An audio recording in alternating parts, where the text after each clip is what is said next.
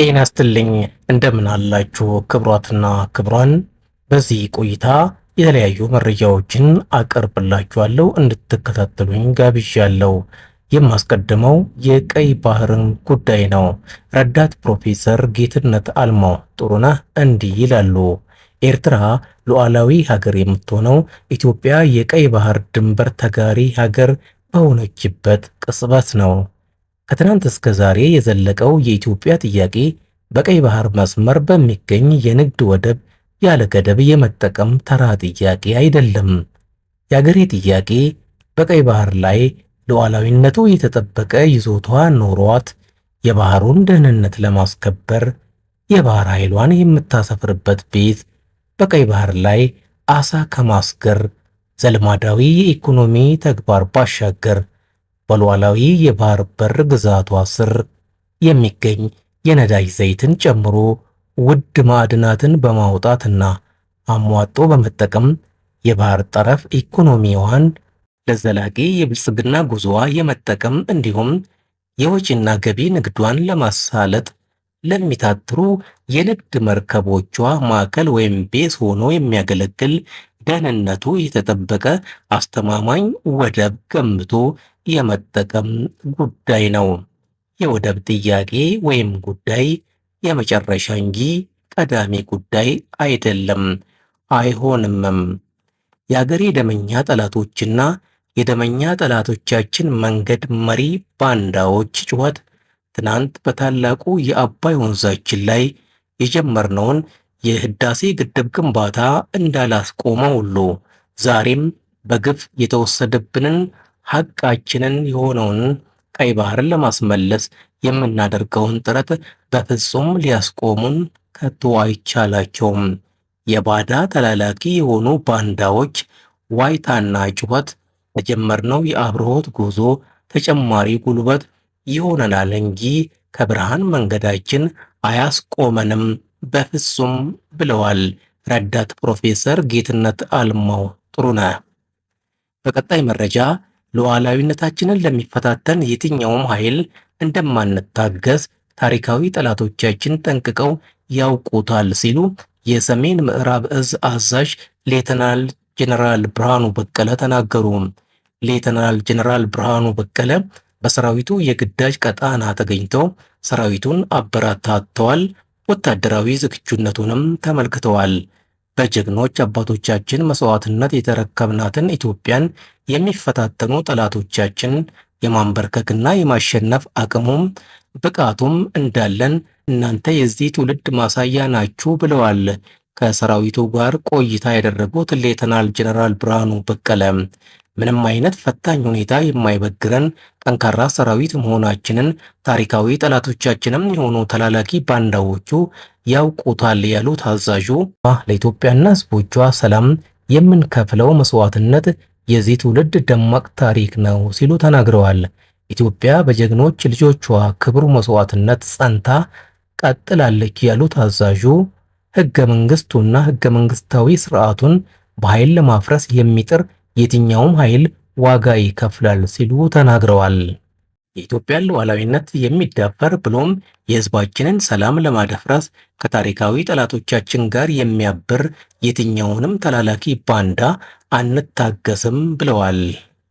እናንተ ለሰላም በከፈላችሁት ዋጋ የጽንፈኞች ህልም ከሽፏል ያሉት አዛዡ ወታደራዊ ዝግጁነታችሁ ለቀጣይ ተልዕኮ ያላችሁን ቁርጠኝነት ያሳያል ብለዋል። እኛ ለአፍሪካውያን ብሎም ለመላው ጥቁር ህዝብ ያልደፈር ባይነትና የጀግንነት ተምሳሌት የሆነች የታላቅ ሀገር ሰራዊት ነን ያሉት የሰሜን ምዕራብ እዝ አዛዥ ሌተናል ጄኔራል ብርሃኑ በቀለ ክብሯን ለማስጠበቅና ህገ መንግስታዊ ተልዕኳችንን የበለጠ ውጤታማ ለማድረግ የጀግንነታችን መሰረት የሆኑትን ወታደራዊ ሳይንስና ጥበብን ከእሴቶቻችንና ከህዝባዊ ባህሪያችን ጋር በማዋሃድ አጠናክረን መቀጠል አለብን ሲሉም አሳስበዋል። የዘገበው የመከላከያ ሰራዊት ማህበራዊ ትስስር ገጽ ነው። የጦር ኃይሎች ጠቅላይ ኢታማዦር ሹም ፊልድ ማርሻል ብርሃኑ ጁላ አምቦ በሚገኘው ሆሚቾ የጥይት ማምረቻ ፋብሪካ ምን አሉ? ሙሉ መልእክቱን ተከታተሉ። መልካም ቆይታ። የሰራዊት ሪፎርም ሲጀመር አንዱ የሪፎርሙ ሴንትራል ፖይንት መሆን ያለበት በዲፌንስ ትጥቅ ራስን መቻል የሚል አቅጣጫ ነው የተቀመጠው። አቅጣጫው በመነሳት በርካታ እቅድ ወጣ። እቅድ ከወጣ በኋላ አሁን አቅም ተገነባ ማለት ነው። ያኔ ጥይት ለመግዛትም ችግር ነው።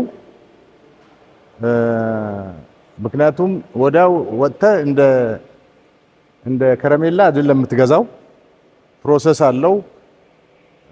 የዛሬ ዓመት ይልሃል አንተ የምትፈልገው አሁን ነው እና በጣም አስቸጋሪ ሁኔታ ነው የነበረውና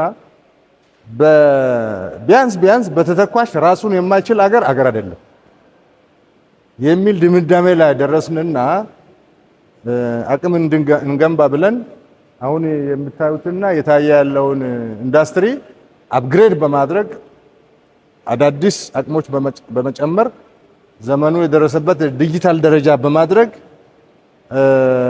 አሁን ቢያንስ ከባድ መሳሪያ፣ መካከለኛ መሳሪያና ለቀላል መሳሪያ የሚሆን ተተኳሽ አገር ውስጥ ለማምረት የሚያስችል አቅም ተገንብቶ ነው ስራ ጀምሯል። ይሄ አቅም ለኛ ብቻ አይደለም፣ ለራሳችን አሁን ገነባ ነው። የኢንዱስትሪ አቅም ኤክሰሲቭ ነው፣ ከኛም በላይ ነው እና ለትውልድ አስበን ማርኬት አስበን ነው የሰራ ነው። በጣም ምርጥ ኢንዱስትሪ ተገንብቷል ብዬ ነው የማስበው። የዚህ ኢንዱስትሪ ግንባታ ላይ የበላይ ኃላፊ ሆኜ ተሳክቶ ዛሬ ሳየው ለኢትዮጵያ ሕዝብና ለቀጣይ ትውልድ አንድ ነገር አበርክቻለሁ ብዬ አስባለሁ። ክቡር ጠቅላይ ሚኒስትር የሰጡን አቅጣጫ፣ የሰጡን ማበረታቻ፣ በየጊዜው የሚያደርጉብን ግፊት ለኛ ኢነርጂ ነበረ። እኛ ደግሞ ባለቤት ነን እና እንደዛ እየሄድን ነው። የዚህ ኢንዱስትሪ ማኔጅመንት ቲሙ በጣም ጠንካራ ነው። አዲስ ቲም ነው። ኦልሞስት አዲስ የኢንዱስትሪ ማህበረሰብ እንደፈጠርን አድርገን ነው የምንቆጥረው። እነዚህ ሼዶች ድሮም ነበሩ፣ ሼዶቹ ነበሩ፣ ግን የወደሙ የቆሸሹ ሰው መጥቶ ሊያያቸው የሚጠየፋቸው ናቸው። አሁን እንደማንኛውም የዘመኑ ኢንዱስትሪ ተቀይሯል እና እዚህ ደርሰናል ማለት ነው።